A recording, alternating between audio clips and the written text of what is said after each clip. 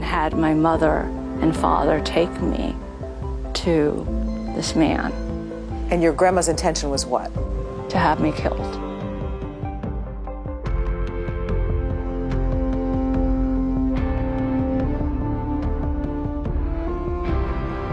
I've always felt like I was living on borrowed time. Why do you think that is? Look at my life, this crazy life.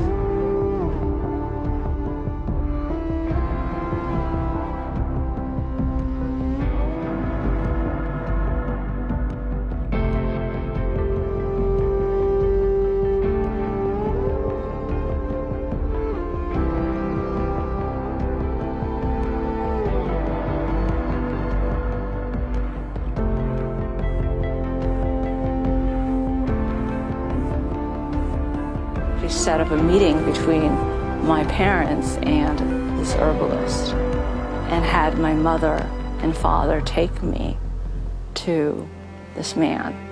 And your grandma's intention was what? To have me killed. Because? Because I was blind. And she just thought there was absolutely no future in that? There was no future for me. Nobody would ever want to marry me. I was an embarrassment to the family.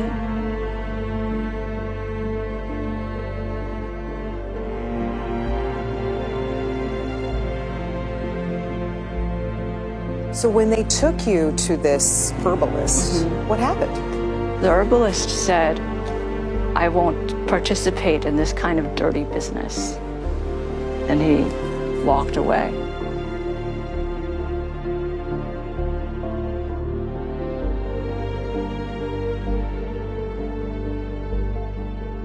Here's my mother, who doesn't speak any English, okay? And she gets me to this young pediatric ophthalmologist who's never seen a case like mine before. And he tells her, I don't know how much vision I can give her, but we can try. But you're still legally blind. I'm still legally blind. I cannot drive, I can't play tennis. Like, my dream is to play tennis.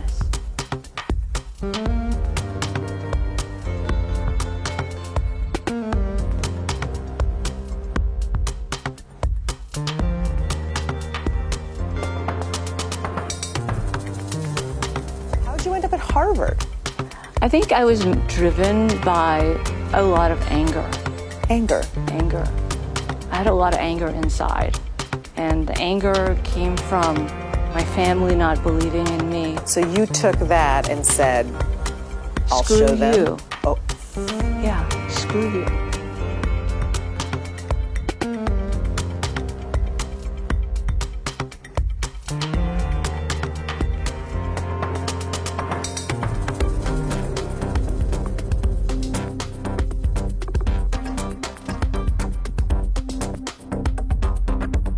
So I've had multiple surgeries, multiple radiation treatments, multiple chemotherapy regimens, multiple clinical trials. We talked a little bit last time when I saw you about the scan that you had just had, and there were certainly some areas of stability, which was a good thing. There were also some areas of growth. It's not like I'm gonna bounce back. No, there's no bouncing back anymore.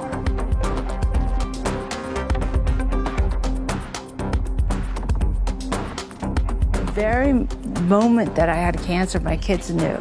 Sure, they were young, 1 and 3, but they had an understanding, some understanding at that age. Did you and Josh make a conscious decision to tell them? I don't know if it was conscious, it was sort of intuitive, because we're both such honest people with our children.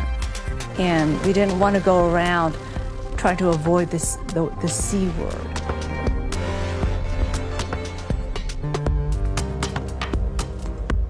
What do you think of cancer? Bad. It's bad for you. Yeah. And have you talked to your mom about it? Not really. Because it makes her sad. Is that right, Mia? Why is that? Because Mommy's dying.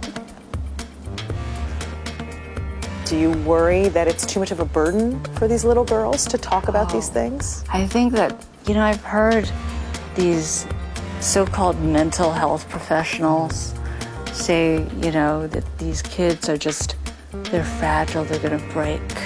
And I think, well, what I think of kids? They're like weeds. As long as we love them, they're gonna have the capacity to get through anything. What would you say to people out there who say, oh, you're too young to talk about this stuff?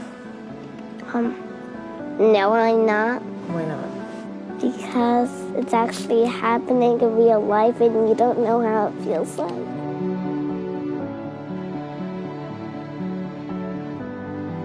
I want them to find goodness out of their mother dying so young.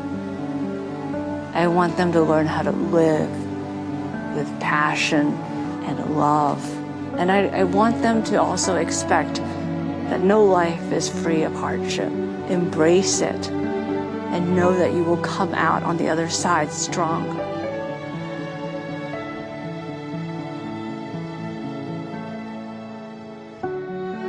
I've had this life, a somewhat difficult life, where I've had to overcome a lot of things, right? But I want to convey within every human being is the capacity to overcome those same things. We just have to find it.